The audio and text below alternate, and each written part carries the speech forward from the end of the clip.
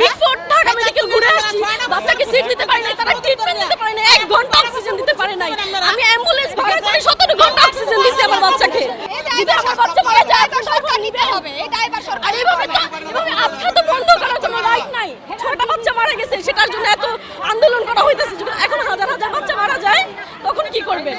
যেটা আপনাদের সমস্যা হয়েছে সেটা সমাধান করেন, কিন্তু এইভাবে এতগুলা বাচ্চা, এতগুলা রোগী, ঠিক আছে, যারা সিসিউতে আছে, আইসিইউতে আছে, কেন বের করবেন?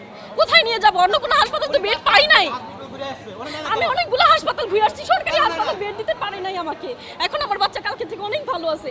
এখন যদি বলে নিয়ে যেতে অন্য কোনো হাসপাতালে, তাহলে আপনারা সাবমিট করে দেন আমাদের বেড দিয়ে। যদি আমার বাচ্চা মারা যায় সরকার নিতে হবে, এই ড্রাইভার সরকার। আর এভাবে আখ্যা তো বন্ধ করার কোনো রাইট নাই। এভাবে আখ্যা বন্ধ করার কোনো রাইট নাই। আপনারা টাইম দেন, আমাদের বাচ্চাগুলো রিকভার হোক, আমরা নিজে থেকে হাসপাতাল ছেড়ে দিব। কিন্তু বাচ্চা থাকা অবস্থায় এই হাজার হাজার বাচ্চা কোন হাসপাতালে নেবেন? তাই তো মিটফোর্ড ঢাকা মেডিকেল ঘুরে আসছি, বাচ্চাকে সিট দিতে পারি নাই, তারা ট্রিটমেন্ট দিতে পারে নাই, 1 ঘন্টা অক্সিজেন দিতে পারে নাই। আমি অ্যাম্বুলেন্স ভাড়া করে 17 ঘন্টা অক্সিজেন দিছি আমার বাচ্চাকে। তাহলে কোথায় নিব বলেন? বাচ্চা সুস্থ হোক, তারপর ছেড়ে দেন। এখন কোথায় যাব? আমরা মা, আমাদের বাচ্চা 6টা বাচ্চা মারা গেছে, সেটার জন্য এত আন্দোলন করা হইতেছে। এখন হাজার হাজার বাচ্চা মারা যায়, তখন কি করবেন? তখন আমরা কোথায় যাব বলেন? আমার অক্সিজেনের বাচ্চাটা ছাড়ালেই তো মারা যাবে। আপনারা সময় নেন, আমাদের বাচ্চাটা রিকভার হোক, তারপর আমাদের ছেড়ে দেন।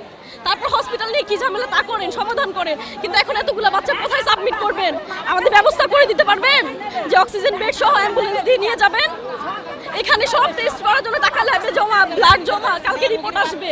এগুলো কি বন্ধ হয়ে গেলে পাবো আমরা? এটা আপনাদের বোঝা দরকার। টাইম নিয়ে বন্ধ করেন, টাইম দেন, আমাদের টাইম দেন, আমরা বাচ্চাগুলো রিকভার করি, টাইম দেন, সময় দেন। আর একটা দুর্ঘটনা হয়েছে, আমি বাচ্চা নিয়ে 13 দিন আগে বাসায় যাই, 13 দিন পরে আমার বাচ্চার আবার সমস্যা হয়। কালকে সারা রাত 5টা হাসপাতাল ঘোরার পরে আজকে সকাল 6টার দিকে এখানে অ্যাডমিট হই।